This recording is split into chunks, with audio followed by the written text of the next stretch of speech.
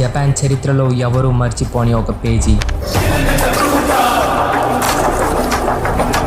అతని కత్తి పదును చూసే ఎంతటి శత్రువులైనా పడతారు రాజీ. అతనే జపాన్ రియల్ ఓజీ మియామోటో ముసాషి. 1584లో జపాన్లోని హరిమా అనే చిన్న గ్రామంలో జన్మించాడు ముసాషి. అది యుద్ధకాలం. దేశం మొత్తం అశాంతి. ఎక్కడ చూసినా యుద్ధాలే. ముసాషి చిన్నప్పుడే తన తల్లి మరణించింది. తండ్రి ఒక సమురాయ్. చిన్నప్పటి నుంచే అతనికి కఠిన శిక్షణ ఇచ్చేవాడు. ఒకవైపు పిల్లలంతా ఆడుకుంటూ ఉంటే ముసాషి మాత్రం ఒంటరిగా అడవుల్లో చెక్క కత్తితో సాధన చేసేవాడు. 13 ఏళ్ల వయసులో ముసాషి మొదటి ద్వంద్వ యుద్ధం చేశాడు. అతని ఆపోనెంట్ అతని కన్నా పెద్దవాడు. చాలా బలంగా దృఢంగా ఉన్నాడు. బట్ ముసాషి అతని దగ్గరున్న చెక్క కత్తితో ఒక్క దెబ్బతో ఆ యోధుని నేల కూల్చాడు.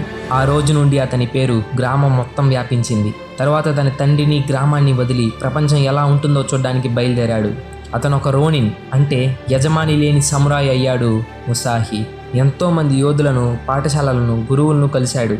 60కి పైగా డ్యూయల్ వార్స్ చేశాడు. బట్ ఒక్కటి కూడా ఓడిపోయినట్లు చరిత్రలోనే లేదు. దాంతో అతని పేరు జపాన్ మొత్తం మారుమ్రోగింది.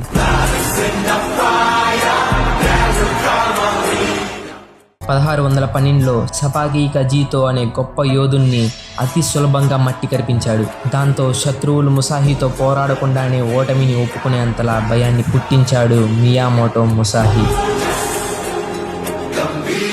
అన్ని యుద్ధాలు గెలిచిన తర్వాత కూడా ముసాషి మనసులో ఒక ప్రశ్న వచ్చింది. ఇక ముందు ఏం గెలవాలి అని. ఇప్పుడే అతను తెలుసుకున్నాడు అసలు యుద్ధం బయట కాదు, తన లోపలే జరుగుతుందని. దాంతో అతను అడవుల్లో, పర్వతాల్లో ఒంటరిగా జీవించడం మొదలుపెట్టాడు. ధ్యానం చేశాడు. నిశ్శబ్దంలో తానెవరో తెలుసుకునే ప్రయత్నం చేశాడు. ద బుక్ ఆఫ్ ఫైరింగ్స్ అనే బుక్ ని కూడా రాశారు. గెలవడం అంటే ఇతరులను ఓడించడం కాదు, మనసులోని భయాన్ని జయించడం అని మియామోటో ముసాషి ప్రపంచానికి చెప్పారు.